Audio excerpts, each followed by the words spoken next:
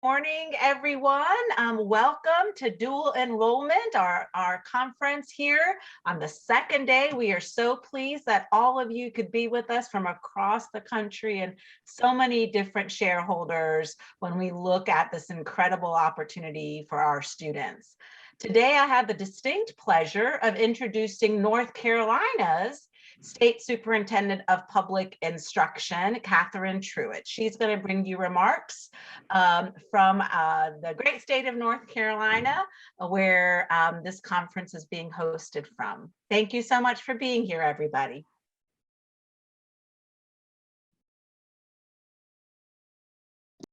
Good morning, all. It is great to be with you today. My name is Catherine Truitt, and I am the Superintendent of the North Carolina Department of Public Instruction.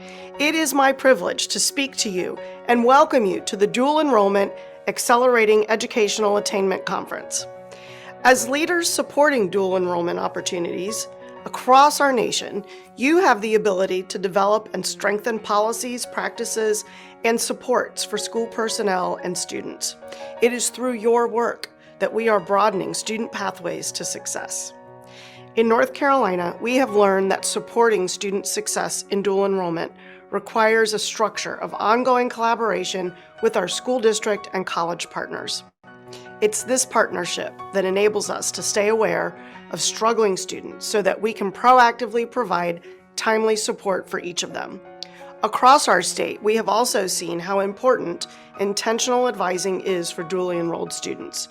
It's through this one-on-one opportunity that students can plan pathways that align with their career aspirations. Research has also shown us that high school students who take college courses are more likely to attend and graduate from college with an advanced certification or degree. In today's competitive workforce, this is an incredible advantage. Because North Carolina's College and Career Promise pays for college classes taken by high school students, the program makes college more accessible to students. CCP increases accessibility by reducing the overall cost of a college degree, career certification, or diploma. This initiative allows for post-secondary education to become a viable option for students who would otherwise feel that college is out of their reach. I'd like to share with you all some noteworthy statistics showing the successes that dual enrollment students experience here in our great state. In the 2019-20 school year, 31% of all graduates were enrolled in at least one dual enrollment course, primarily through CCP. This is a 4% increase from the previous graduating class. Also, dual enrollment opportunities of students who identified as Black or African American increased by 2%. Within the Hispanic or Latino population, enrollment increased by 4% from the previous graduating class. What's also incredible is that on average, North Carolina high school students who participate in CCP perform better at community colleges than the typical student population. These stats show the success that happens within our schools. Yet what these statistics can't show are the personal connections our teachers, counselors, and administrators have made with students to inspire them and set them up for a successful path after graduation. Students are excelling thanks to these relationships and the practices embedded in the partnerships between our school districts and universities. These relationships allow for dual enrollment students to graduate from high school with a head start in the path they choose, whether pursuing higher education or entering the workforce. As school system leaders and college partners, the impact you have on students can change the trajectory of their lives. You instill a sense of preparedness, security, and stability for them. Your leadership creates a culture of learning and growth for your students to succeed within their community. To the researchers and other practitioners who joined us today and yesterday, your contributions to our understanding of this work is of vital and growing importance. Over the course of the last 18 months, educators across our country have guided students and staff through the adversity that the pandemic continues to present. We must continue to study and improve how we can support teachers through the challenges of remote, hybrid, and in-person learning to ensure they feel seen, heard, and respected. This national conference, with its goal of ensuring equitable access and success for all students, is a significant contribution to this effort. I've always said that teachers are key in reaching our North Star. But it's equally important to recognize that without administrators, counselors, and career coaches like you guiding and supporting and empowering students and colleagues, it would all be for naught. You all have consistently carried the weight for your schools and communities. I know that you've heard this finding from landmark research commissioned by the Wallace Foundation almost 2 decades ago, but it bears repeating. Leadership is second only to classroom instruction among all school-related factors that contribute to what students learn at school. As educators, you spark a light for your students through some of the most difficult and impressionable years of their lives. You welcome your students with open arms. You meet them where they are. You support them and challenge them to reach their highest potential. You set them on a path for a successful future. Thank you for inviting me to speak with you today. And thank you for all you do for your students, staff, and communities to provide a bright future for our state and our nation.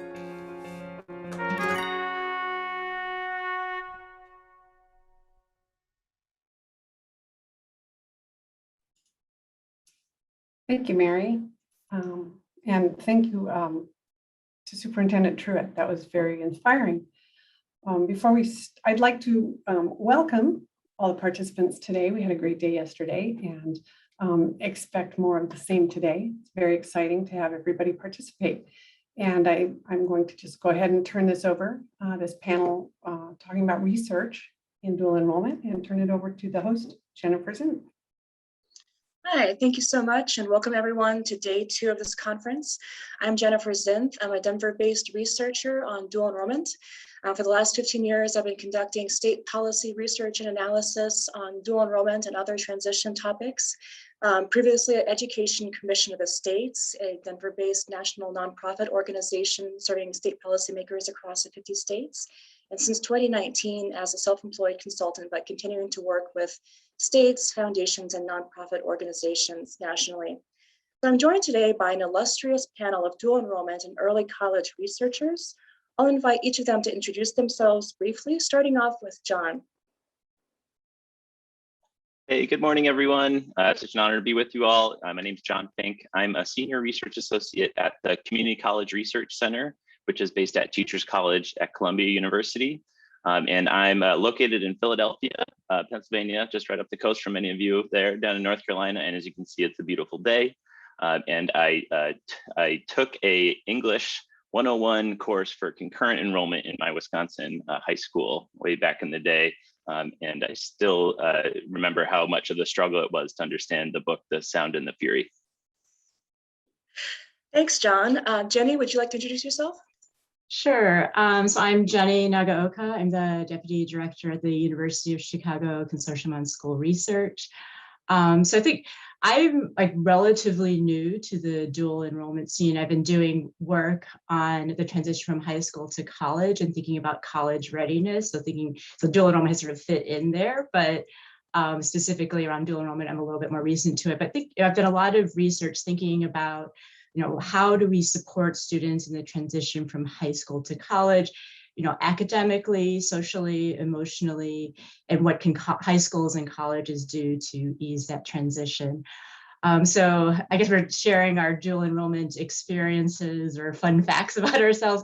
So I took a psychology course at Loyola University between my junior and senior year because I wanted to explore psychology and decide if that was something I might want to major in college. I took it, I decided no, that was not the direction I wanted to go in. But at the time, I'm not sure even actually when I was aware of dual enrollment as a thing. It's just oh, here's an opportunity, and I did it. And I think I just happened to see a flyer. So it was not really a program per se. It was just something I stumbled upon and seemed like a good fit for something I could spend over the summer. And I think I was also trying to avoid having to work during the summer too, possibly.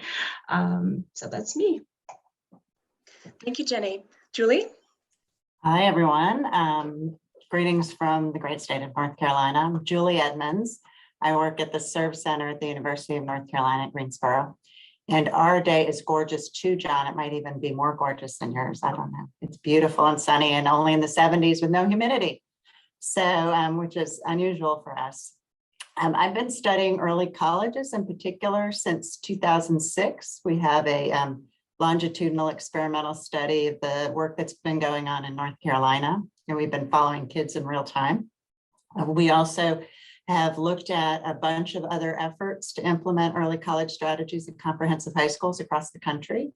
And then we've also currently are studying Career and College Promise, North Carolina's dual enrollment program, and I'm the principal investigator of that project.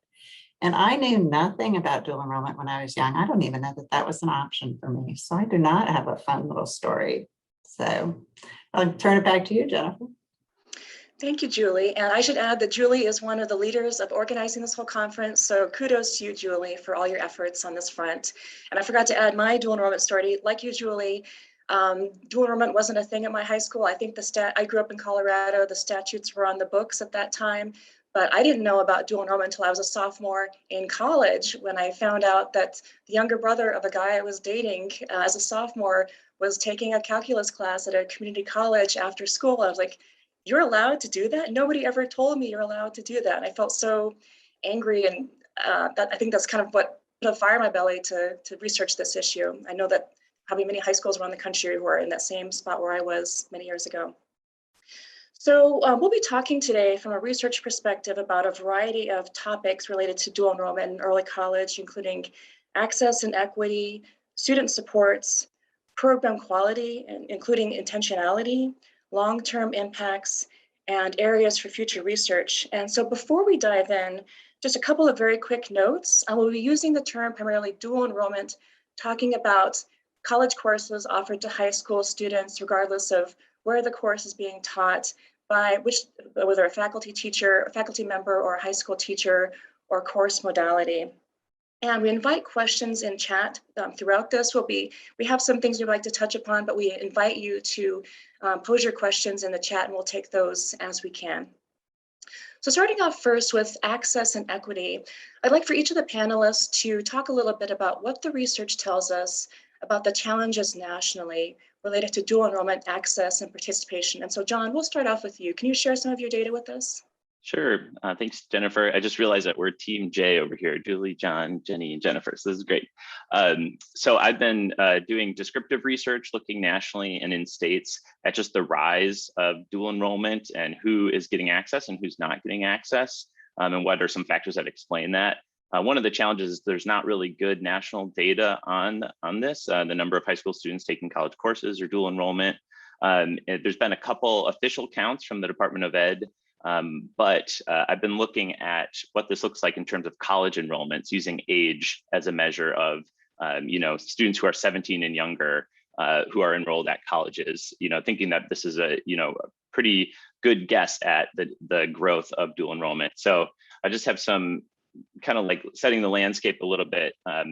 First is that when we just look at, this is from iPads on fall college enrollments looking by age.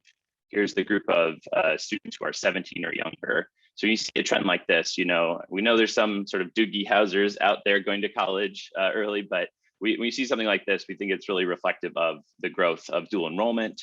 And so when we just look at like a 20-year trend, a couple things. First, it's growing a lot. In the most recent fall, 2019, there's over 1 million students, high school students enrolled at community colleges alone. The other thing you notice is that most of this expansion is happening through partnerships with community colleges, which we know from other data sources as well, that community colleges are really sort of enrolling, about 70% nationally of dual enrollment students, but it varies by state.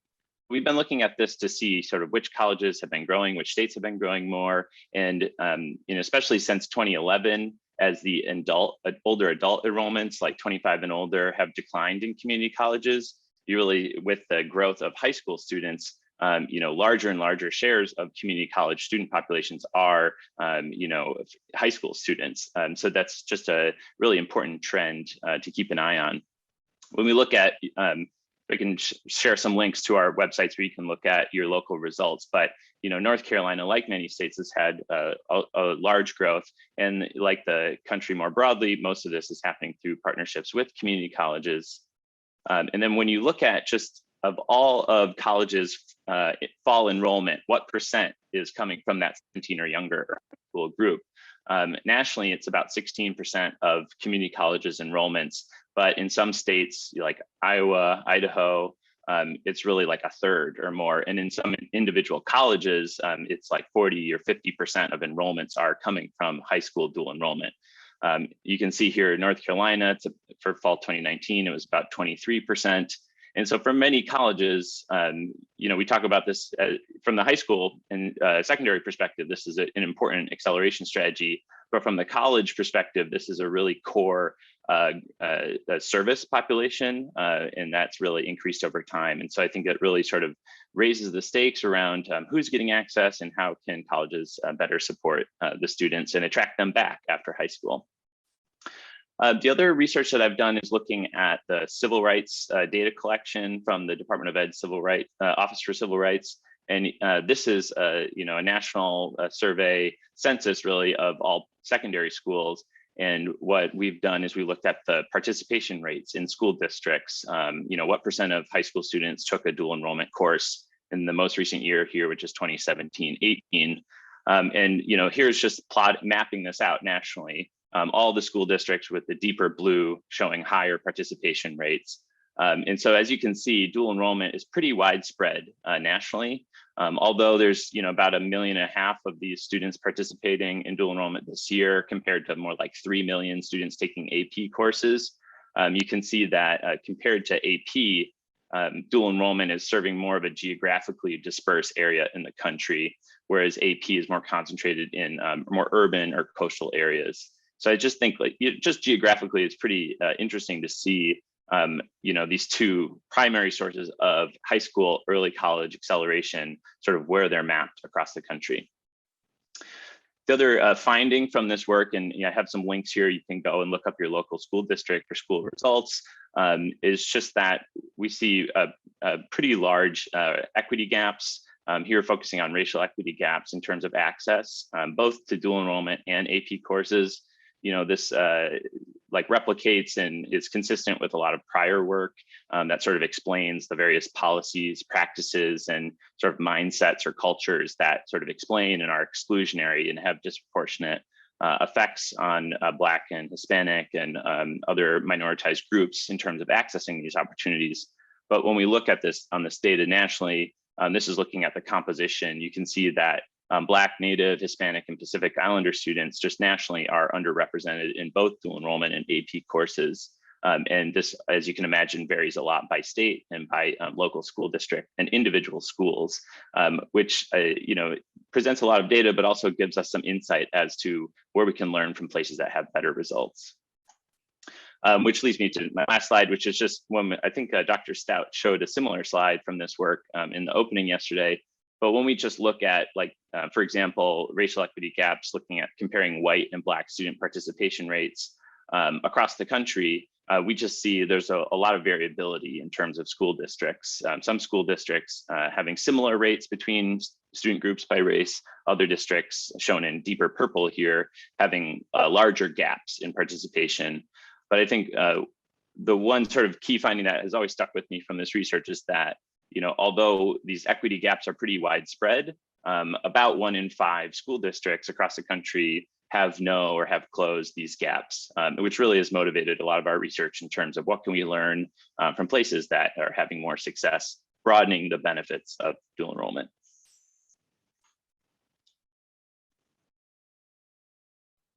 Great, thank you, John. So Julie, turning now to you, can you share a little bit about your early college research? Sure. So I think, and John will acknowledge this, I think, as well, is that one of the models that actually doesn't have that same gap in terms of disproportionality with students is really the early college model. And so, and again, for the folks that aren't as familiar, because I know that early college means something different across the country. And for example, in Maine, it just is really their dual enrollment program is called early college. In this case, I'm talking about really schools that are explicitly focused on preparing all students in the school for college, and that essentially gives students the chance to earn a post-secondary credential at the same time that they're earning their high school diploma. So there's a lot of emphasis on college credits and a lot of emphasis too on supports and redesigning other parts of the school so that students can be successful. One thing that these schools do is that they're very intentional in their focus on underrepresented students. So their goal is really to try to provide access to dual enrollment courses for students for whom the access to college might be historically problematic. And so there's a lot of intentional focus there. I was sharing some statistics yesterday about North Carolina's. And so, for example, in North Carolina, our Hispanic students are actually overrepresented in our early college settings. We also have economically disadvantaged students are enrolled at approximately the same rate as their representation in the overall population. So the early college is really a setting where some of those gaps are really being reduced. And we do see, and I was glad to see, John, that that statistic, I don't think I had internalized that about a fifth of the schools actually have reduced those gaps or eliminated them entirely. We have been studying another model in Columbus, Ohio, where they've been actually able to reduce some of those gaps and expand access. And again, it comes down to some of the same things there. And I know we're going to talk more about this, but it really is that intentional focus and making sure that you're thinking carefully about the students that you're recruiting. It's also about things like making sure that more students are ready to take these courses. Thinking about eligibility and if there's any flexibility in being eligibility requirements, and then also really making sure that students are supported while they're taking college courses. But I know we're going to talk more about that. So I'll turn it back to you. Thank you, Julie. And so Jenny, you mentioned in your introduction that you've been focusing your efforts on Chicago. Can you talk a little bit about the challenges that you're seeing in the public schools there? Definitely, and I think a lot of actually what I'll be talking about reflects a lot of what John has been saying has been happening nationally in terms of patterns. So one of the things about the Chicago Public Schools where I focus my research is that it's had a really robust AP program for 10 plus years, and it's more recently started being much more intentional about developing its dual credit or dual enrollment programs, both courses that are taken at the high school and partnerships and creating more opportunities for students to take college courses on college campuses. A lot of those efforts have actually focused on, as John mentioned, a partnership with the city colleges of Chicago. I think one thing though that has been interesting is that the percentage of students who are taking a course on a college campus has seen a slight uptick, but it really hasn't increased that much. Where we've really seen a tremendous amount of growth are in the courses that are the college level courses that are available at high schools. And so that's something where we've seen that the number of high schools that offer courses at the high school campus have nearly doubled over the past 4 to 5 years. And we're also seeing a large increase in the percentage of students who are taking these courses. One thing that's been, but historically we've seen a lot of students taking AP courses where actually over 40% of CPS graduates have taken at least one AP course. So this has been the dominant thing, but we are seeing now that probably a little over 20% of graduates are taking a dual enrollment course by the time they graduate. So there has certainly been an increasing use of the dual enrollment strategy. So it's like, it's right now, like, it's kind of interesting because in terms of access, almost every high school in Chicago has some students who are taking courses on college campuses. Most high schools have courses on their taken within the high schools, and even more schools have at least one AP course. So the access question is a little bit, at least in terms of availability of coursework, is there, but we're seeing really different levels of uptake and the number of courses that are available. One thing that has been really interesting about what's happening in Chicago is that the percentage of Black students who are taking dual enrollment courses has increased over time, but at the same time, participation in AP courses has declined slightly. So one of the things that that my study is going to be looking at is trying to understand a little bit of, the trade-offs. How are students being guided, or what are the factors that may be contributing to these changes? How are students making the decision, or are they being guided, or the guidance that they're receiving around taking different types of courses? Because one of the things that's also interesting in Chicago is that there are a lot of schools where students have the opportunity to participate in all three.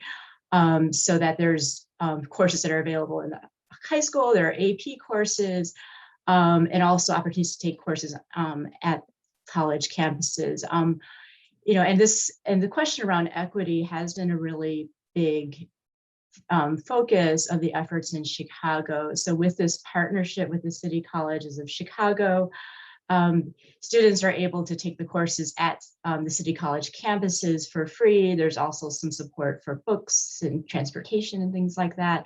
So it really is something that is much more accessible. But I think the issue, of course, is that students have to go to the campus, which also creates a certain amount of barriers for taking courses there. So, and so that's one of the factors that can be limiting having that type of opportunity. One other thing I think that's also really interesting about what's happening in Chicago is that we're also seeing students who are attending alternative high schools also having opportunities to participate in dual enrollment courses, both inside the alternative school and opportunities to take courses on college campuses.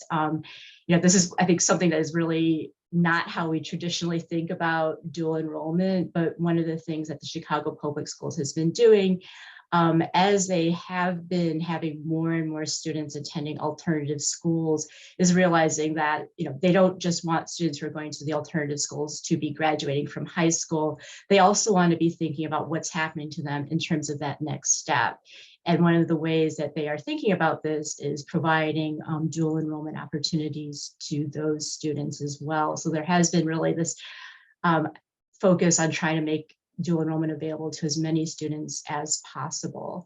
One of the other things that has been interesting to see in terms of the patterns is that the grades that the academic background of students across AP and dual enrollment programs is actually relatively similar. They're a little bit higher than their classmates, but overall, we aren't seeing where AP students are much higher achieving than other dual enrollment courses. So there's a lot that's really interesting that's been happening in Chicago, and I'll turn it back over to Jennifer. Thank you, Jenny. And so, John, I'd like to close this section out. You were talking earlier about 1 in 5 school districts has little to no equity gap in students who are participating. Can you talk about some of those strategies that you've seen to increase that equitable access and success? Sure. Yeah, perhaps it's given that dual enrollment really comes in so many shapes and sizes, and we get these questions around like, what's better, in the high school, at the college, high school instructor, college instructor, online. It really can be done in so many different ways. There's so many different terminologies. So the recent piece of research that CCRC we conducted with the Aspen Institute is we worked in 3 states, Washington, Ohio, and Florida, where we had access to their statewide student data. And we identified pairs of high schools and colleges that had really strong outcomes, both in terms of broadening access to students of color in dual enrollment, and then actually course success and college success among those participants. And we visited 9 different of these partnerships to just ask them, what are you doing to explain these strong outcomes, in particular for students of color? And I think just one, we wrote this up in the dual enrollment playbook. This is available. You can sort of see a lot of the examples. There were sort of 5 guiding principles that we found sort of in common across those. But the other point I want to make is just that we saw a range of modalities. We saw, sort of running start model where it's at the college. We saw a concurrent enrollment or model where it's at the high school, top high school instructor, which, by the way, is about 3/4 of dual enrollment nationally.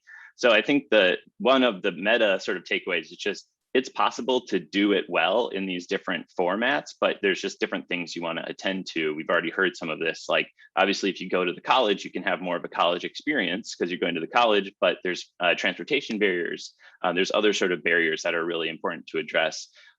So I think that we tried to get at that in the playbook, but sort of the overall, what we found is just that first, for these colleges and their high school partners, there was really a vision around equity and expanding college access in dual enrollment as a way to do that, a way to raise college attainment in the local community. And this is a college access strategy, as well as a college acceleration strategy.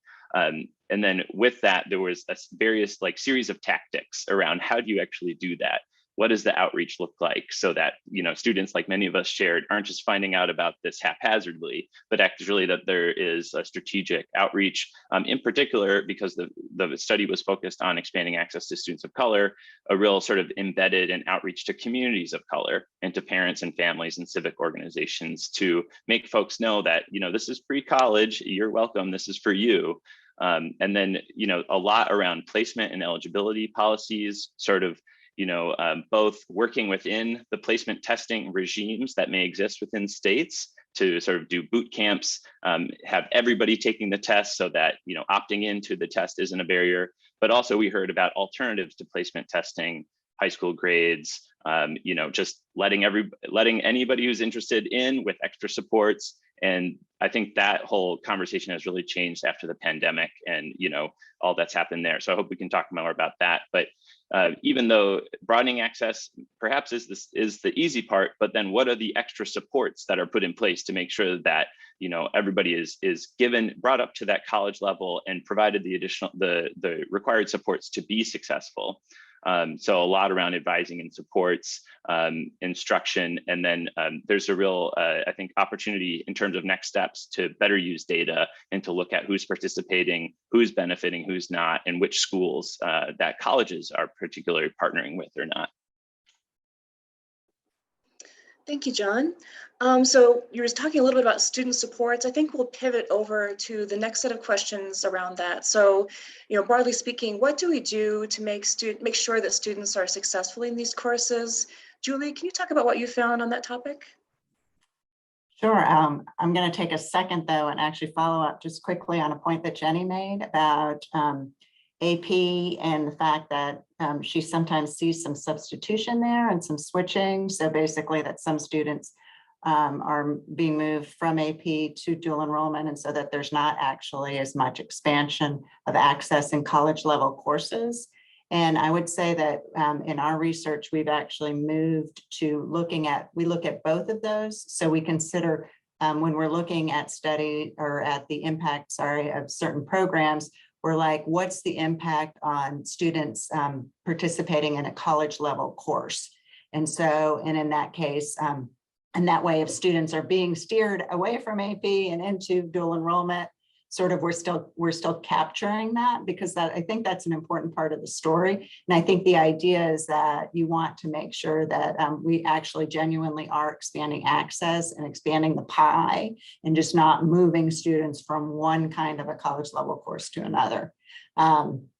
Unless it's a better fit for them. Obviously, it's really around what the students need. But I think what we're all about here is trying to make sure that when we're talking about expanding access, we're talking about increasing the number of students that are able to take advantage of these college level courses, no matter what those college level courses look like.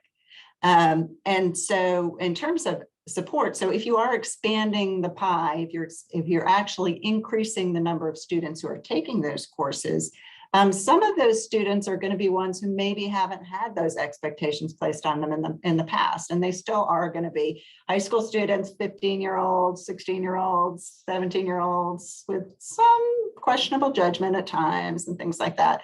So we really do need to make sure that there are supports available for those students. I think the worst thing you can do is send those kids off to do college courses and think your job is done. When in fact, really, these are kids that still need they still need some attention and they still need some support. And there's lots of different models out there for different kinds of supports. Again, the early college does, those wraparound student supports are a critical part of the model. And so they have they're monitoring how the kids are doing in the classes. Sometimes they structure classes in ways to get support. So for example, we've seen models where there's a high school class, a student might be taking a high school class like US history, for example, and then they might be taking the college course. So a college level history class at the same time. And they're kind of, so they're taking those both at the same time. And the content is designed to reinforce each other. And the high school teacher might actually go to the college class so that the high school teacher is aware of what's going on. So there's those kinds of models. We saw in the program in Columbus State that I was talking about, they actually did a great job of making students, making their early alert system. So they use Starfish, an early alert monitoring system. They made that available to high schools. And so they shared the data with how students were doing in their college classes with the high schools. They trained someone at the high school level to use the system. And so there were high school counselors and or the principal or whoever the contact person is would get an alert when students weren't doing well in the college courses. And then the high school staff would be able to follow up in addition to the college staff. So I think people are really thinking about this, but it's absolutely something critical that we really need to pay attention to. Thank you, Julie. And so Jenny, I know you've also looked at student supports in Chicago. Can you talk about where students are experiencing challenges and how can students be supported in those challenges, addressing those challenges? Sure. I mean, some of this is still more anecdotal than actual research, but I think what we've been hearing from students, which is kind of interesting because we think of dual enrollment as preparing students academically for college, that in many ways the challenges around taking courses is less around the academic content of the courses, but how courses are structured. And this is actually, I think, thinking about what students do struggle with when they get to college, this is tremendously important that they have this experience, where the dual enrollment courses are often less structured. There's different expectations for how students learn, that students need to be more prepared for class. But there's a fair amount of the learning isn't just based on the lectures inside of class, but what students do and read outside of class. Thinking about that they actually need to take a little bit more ownership over their learning, that grades are quite often based on just one or two assignments or papers, as opposed to being, numerous assignments across the course of the year. And how do you adjust your effort and your studying to understand that and be able to also be monitoring your own learning to make sure that that's happening. So there's just differing expectations there. I think one of the things, which is maybe less of a challenge, but that we heard a couple of students talk about, is how when they are taking courses on a college campus and they are with older students, this is sort of a transformative experience for them, because they are, socially on campus, they are talking to people who they perceive as adults as equals. And so they are seeing this as something where they really are enjoying that, having a chance to be away from their high school surroundings and to have a different set of peers who are older than and more experienced with them. Students have also talked about how the relationship with the instructor in dual enrollment courses is also really different, and having to navigate that. So I think these are all things that are, they're sort of, these are things that help students prepare for college and feel that college is something that they can do. But at the same time, quite often the students who are trying to navigate this transition to a different structure of course, maybe doing it on their own. They're not completely immersed in the college experience, but they are getting this taste of it. And that can sometimes be a struggle, but for the students that do, that make it through, they really see it as being really valuable, and they can see themselves as college students in ways that they didn't before they took the dual enrollment courses. Thank you, Jenny. Yeah, thank you, Jenny. John, anything you'd like to add that you saw in the playbook around this topic of supports and advising? Yeah, I think just that, like, it's very individualized for students in terms of like how they're participating in dual enrollment, and even taking a step back to the broader, high school students and all of the opportunities around advanced coursework. And I think what we saw in our site visits for the playbook is a real commitment from the secondary, high school folks, but even the college folks, that we need to figure out what makes the most sense for the student. Whether that's taking this type of course here in the high school, going full time at the college, taking AP courses. So I think trying to keep that North Star of like what's best for students, and like creating the resources to do that, I think is really important. We also heard, and just even taking one really strong course that is a college course that has great instruction, you get the relationship with the college instructor, and it maybe it can be really transformative for students in terms of, I'm a college student, I can do this. This is something I'm interested in, or maybe I'm not interested in this major, like he said before. All of these things are just really good, for a lot of students. But then we also heard and saw that there are students that are wanting to take more courses and really start to accumulate more credits, thinking 12, 15 credits, 30 credits, even sometimes finishing an associate degree. And this is, I think, where there's more of a responsibility, and we heard this from the college, to really be an active partner in working and helping the students and advising and guidance to sort of shift from this like random acts of dual enrollment to more of an aligned sort of let's almost like colleges would do with any new student. There's exploration, but what is also the supports that we can provide so that you can see what the pathways are, what you're interested in, get those experiences, and see how this builds towards something, either a credential that's leading you where you want to go, be that into the workforce immediately or onward to transfer. And so I think most of the sites we visited, the colleges were sort of undergoing this guided pathways reform, where they're sort of reorganizing their programs, putting them into broad fields of study, and then redesigning their onboarding to better help students explore and enter and like build their own program plan. And they were really connecting the dots with their dual enrollment programming, and oftentimes using that as a way to market their programs to those dual enrollment students, to say, hey, you can get started towards your associate degree and transfer that's gonna all apply to your psychology major at this university, and you can start that in high school. And sort of here's how we're mapping that back from the bachelor's degree to our associate degree, to how that starts in dual credit or dual enrollment. So I think that can be also really a powerful motivator for students to see how this is definitely exciting college coursework and experiences, but also how it builds to something, and how it can sort of translate to something they're really interested in. Thank you, John. I'm so glad you mentioned the random acts of dual enrollment, because we certainly want to avoid that. So, supports and advising are critical pieces of that intentionality and program quality. Our next question has to do about characteristics of high quality dual enrollment programs. Julie, what have you found that's really makes that whole program for a student is most effective?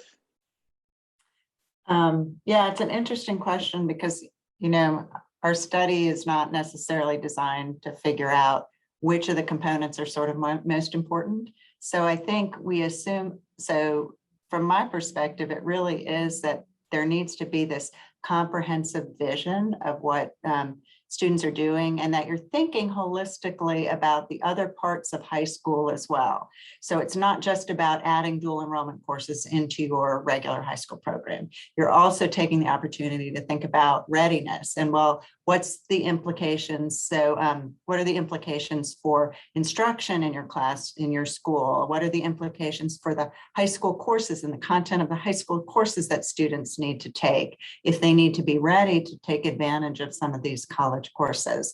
And then also, when you're thinking about dual enrollment, it's, again, what do those supports look like?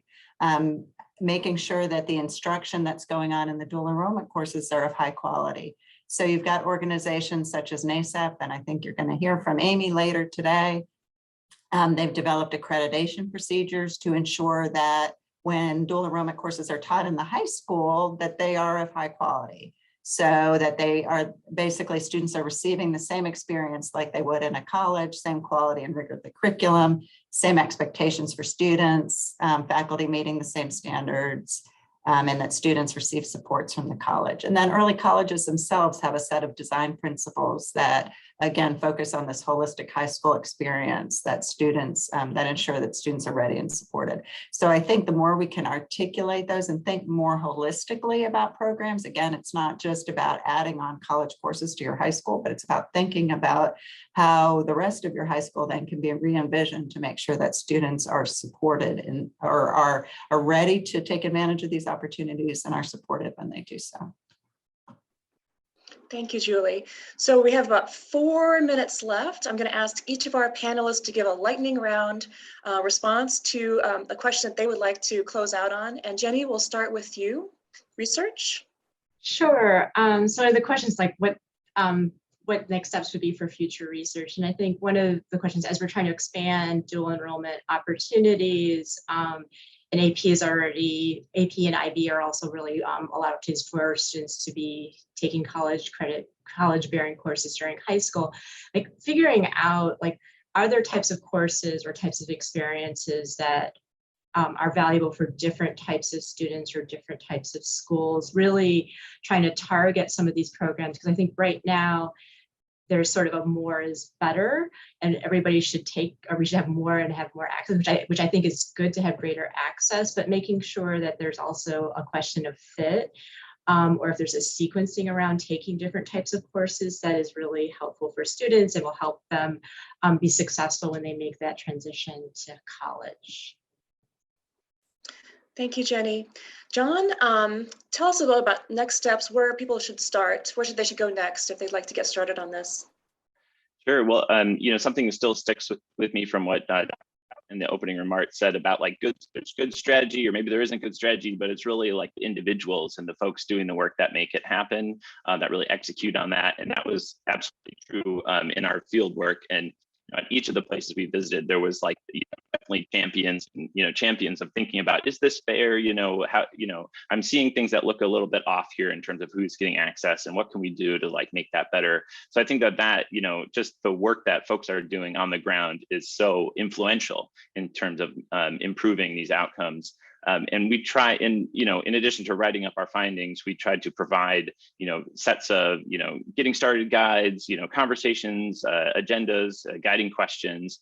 And, on our website, we provide these tools. There's self-assessment rubrics where folks can go through the findings and think through, are we doing this? Are we doing that? Where's areas for improvement? What are we doing well? As well as data templates for starting to look at, which high schools are we serving, or which colleges are we working with, and who's participating. And oftentimes, that just surfaces some real key, like, oh, well, this is a high school that we haven't been working with, and we could really sort of benefit from strengthening our partnerships there. So I think using some of these tools hopefully can point to good ways to get started. Thanks, John. And Julie would like you to close us out, take us home. Final thoughts for this panel. Sure. So I'm going to go big here. And so I think what we see with the early college is, so really you've got high school and college happening at the same time. You've got students that are earning their high school diploma and their associate degree. So they're earning a post-secondary credential at the same time within 4 to 5 years. And we're seeing them be successful and do well. And so what does that mean for how we should be thinking differently about our educational systems? If today's expectations are that everyone has some sort of a post-secondary credential, a technical credential, or an associate degree or a bachelor's degree, if we're moving to that expectation, then we as a society need to make sure that everyone has access to that. And the early college and this idea of extensive amounts of dual enrollment and combining these really means that we need to be thinking about combining these two systems. So are there ways that we can actually combine high school and college together? And are there things that we should be thinking about differently, ways that we should be thinking about removing all those barriers that currently exist and that reinforce sort of existing inequities and keep students from accessing post-secondary education? Can we do more to really bring those two systems together so that we have a much smoother transition, actually no transition at all? So I would encourage everybody to start thinking big. Thank you, Julie. And thanks to all of our panelists. Please join me in thanking you all for your thoughts today. And we'll be moving back now to our host, Victoria. Thank you. Thank you very much. We hope everybody enjoyed this panel. And